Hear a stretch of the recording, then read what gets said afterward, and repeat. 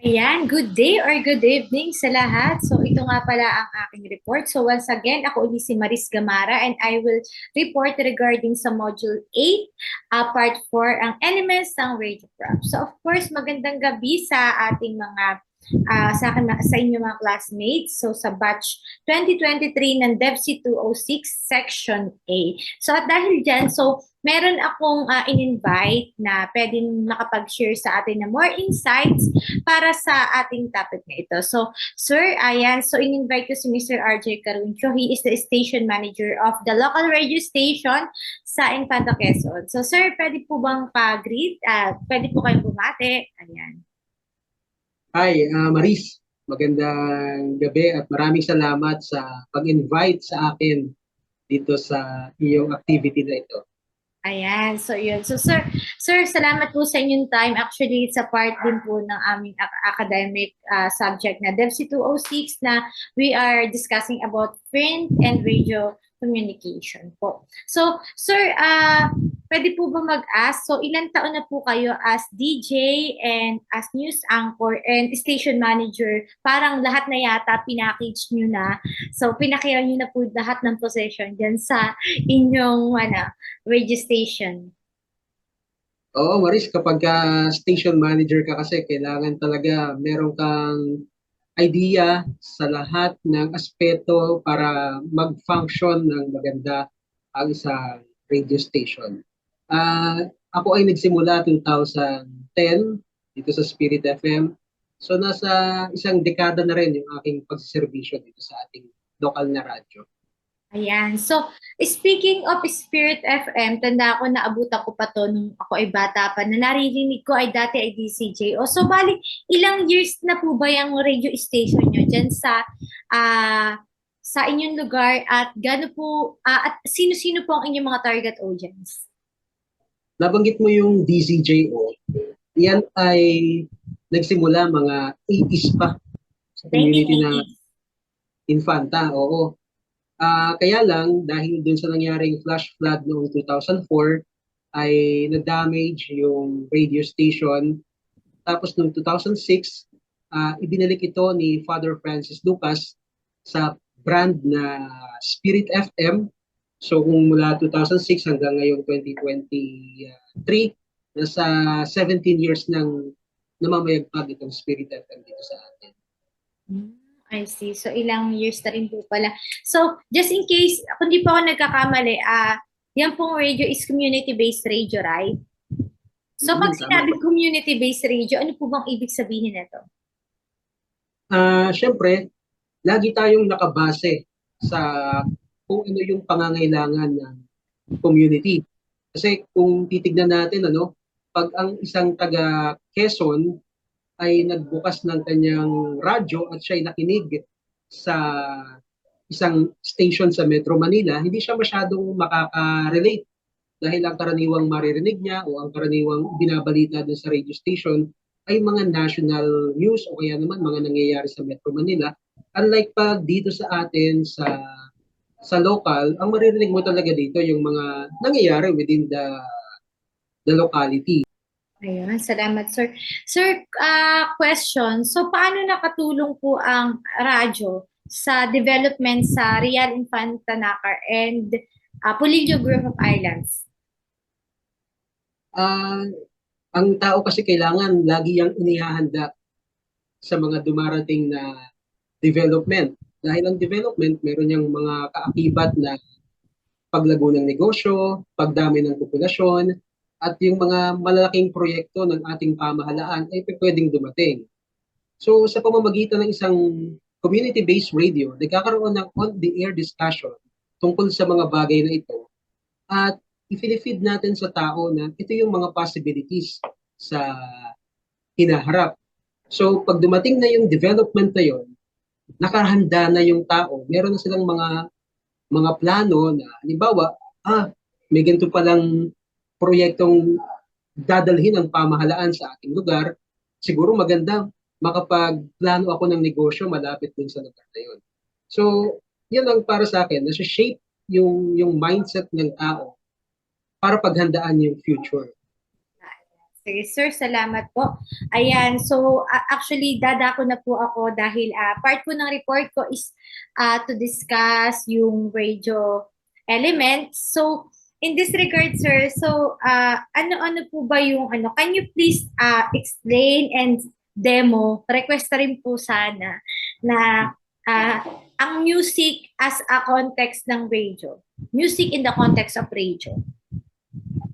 Okay, so yung mga radio stations talaga dito sa atin sa Pilipinas, ang pangunahing format kalimitan ay tungkol sa music, lalo na sa mga nasa FM station. Yung mga nasa FM talagang pagalingan yan, paunahan yan sa pagkuha ng mga bagong kanta.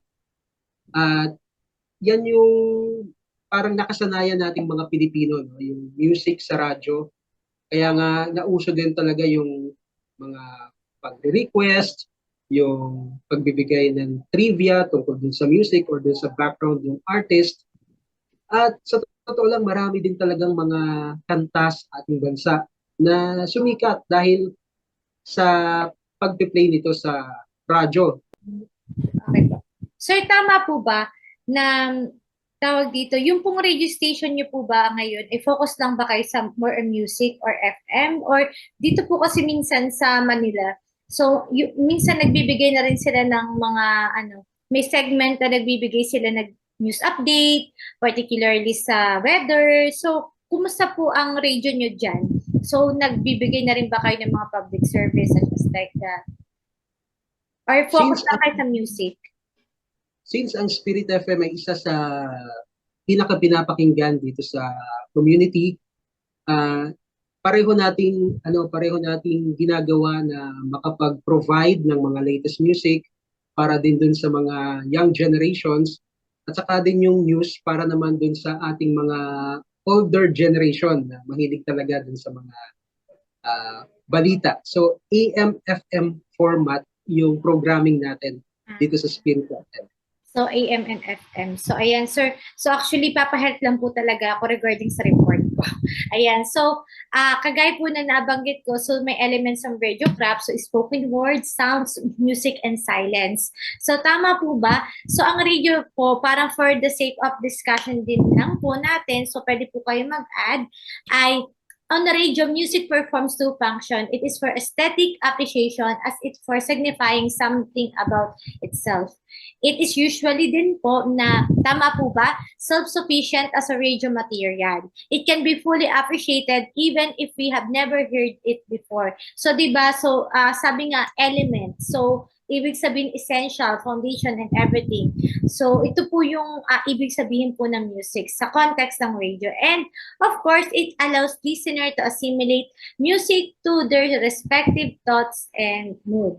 So, tama ba, sir? So, nabanggit nyo kanina na nag-share po kayo ng mga music just in case na yung mga trends. And, of course, so, since mahaba po yung history nyo as a AM radio station and ngayon ay AM at FM yung inyong dynamics, so I think you can share a lot this.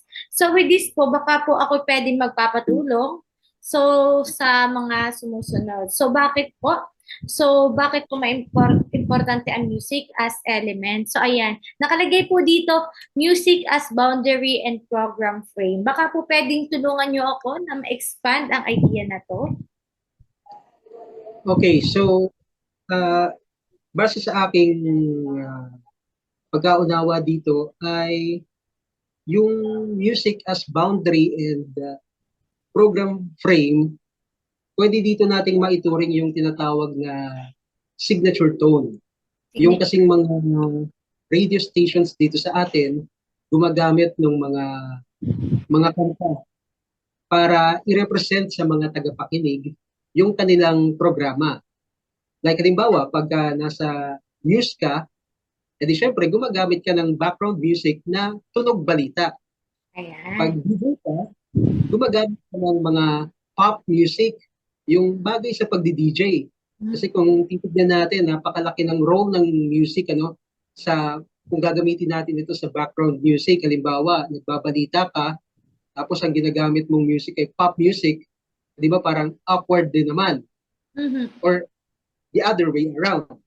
Kaya napakalaki talaga nung role ng music sa bilang boundary and program frame. Like halimbawa, merong mga agricultural program. So usually gumagamit yan ng Magtanim ay Di Biro na song Sir, baka or pwede pong makarinig ng sample. Haha. Para at least sige, sa mga audiovisual learner na kagaya ko. sige, magpe-play ako ng isang material.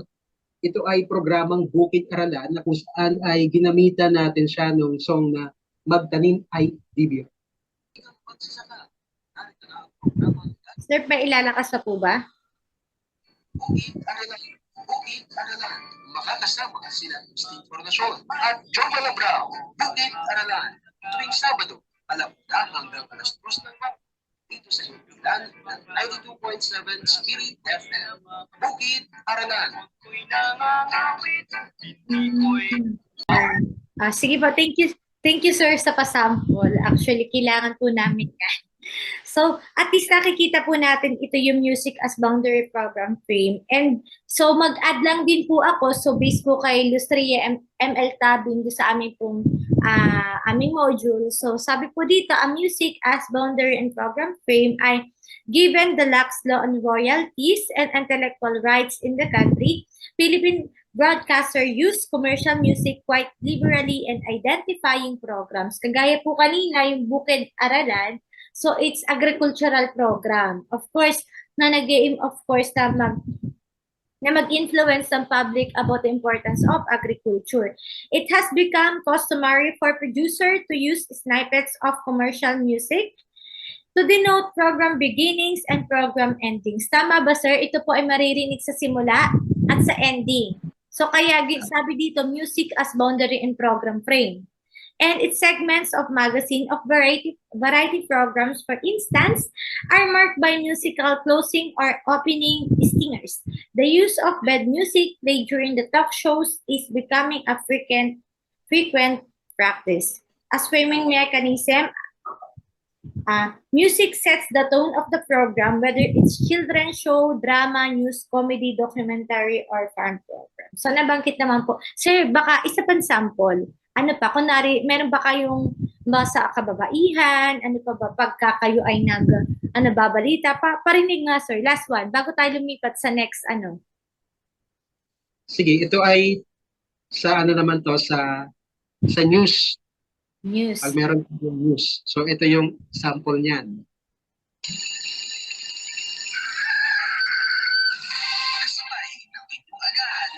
Lakas nga, sir. Namin ang mga impormasyon na kailangan makarating sa inyo. New Normal Radio Program. Normal Radio Program. Mararating ang katotohanan sa likod ng mga pangyayari, balitaan at talakayan.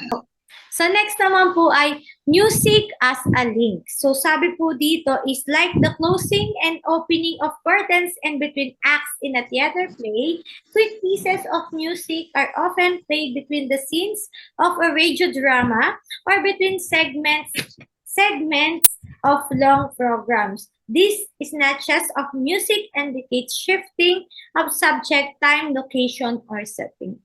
So sir, paano po ba to? Yeah, base dun sa definition, parang ginagamit siya na transition ng mga senaryo at kalimitan talagang ginagamit yan dun sa mga radio drama. Maikli lang siyang audio. So kung halimbawa, kasi sa radyo kasi pag nagdadrama sa radyo hindi naman nakikita, no? So kailangan talaga bigyan mo ng malawak na imagination yung nakikinig.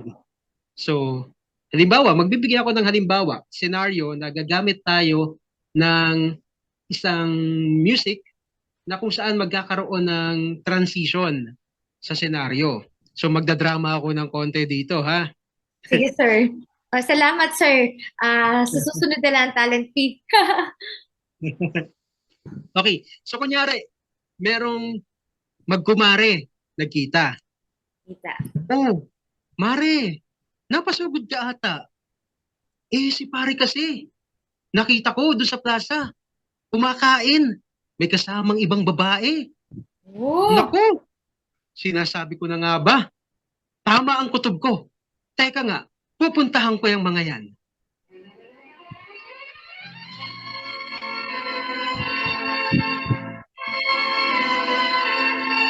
So yan yung halimbawa ng music, ano? So magta-transition yan, mapupunta naman niya yun sa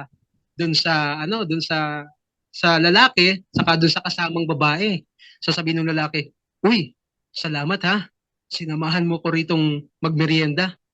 Naiinip kasi ako sa bahay eh." "Ano ka ba? Okay lang yun." Tapos merong footstep, papalapit na yung totoong asawa.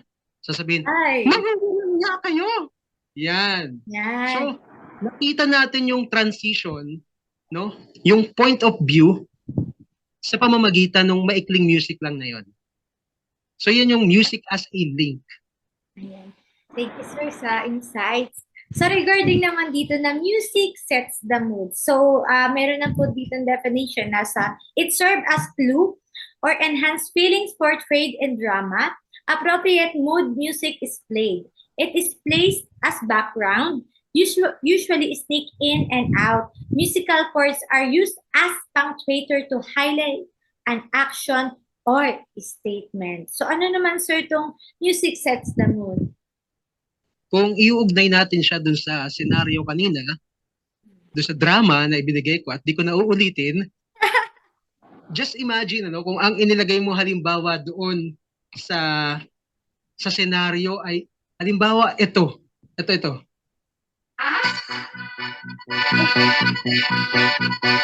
Halimbawa, yan yung music na nilagay mo. Hindi siya bagay. So, ibig sabihin lang yan, yung music, nagsiset siya ng mood. Siyempre, base dun sa kung ano yung sitwasyon. Halimbawa, sa isang radio drama. Yun, okay. Noted, sir. So, next naman po is music as sound effects. Music as sound effects, sabi po dito, music can aid in establishing a locale, a situation, or an era in order to mark scenes, battle, a saloon, or a Spanish setting. The producer selects signifying music. Special music could be created in more sophisticated productions. So, paano to, sir, music as sound effects? Okay, so ito, gumagamit din talaga yung mga DJs or mga radio announcers na sound effects. Lalo na kung yung isang programa, meron siyang papromo para dun sa kanyang mga tagapakinig. E di syempre gusto niya na magdagdag ng konting suspense pag ina-announce. Parang yung mga programa din sa stage, di ba? So, usually, pagka ganun, bago i-announce yung winner, halimbawa sa isang contest, gumagamit din ng sound effects. Halimbawa ito. My God. Ayan. So, yan yung ibig sabihin ng music as sound effects. Sir, meron din po tayong music as music application techniques. So, nakalagay po dito is, it's use music appropriate to the mood and content of production. Avoid excessive use of music for background for establishing the mood, or use crop in fading in and out, sneaking in and out of music. So ano kaya, sir, ito? Ito ba yung minsan, di ba, yung may paghina, may paglakas, pasok po ba ito dito? Tama, dahil syempre, yung binabanggit natin kanina na musical score, dapat, dahil nga ang medium o ang isang element ng radyo ay tunog, dapat maingat tayo dun sa pag-i-edit natin ng mga tunog. Halimbawa, dapat hindi nasasapawan ng background music yung announcer para yung sinasabi ng announcer ay malinaw at naiintindihan pa rin ng mga nakikinig. So sir, thank you so much for having your time sa pag-share ng iyong knowledge and experience regarding po dito sa aking report, at the same time po dito po sa aming module. So malaking tulong po ito. Sir RJ Caruncho, marami po salamat. At sir, paki-extend na lang po ang pasasalamat kay Father Francis Lucas as President ng Spirit FM Infantile. Also, siya din yung founder nito. and Director ng broadcast ng CBCP. Thank you, sir. Appreciated po. God bless. Salamat po for having me.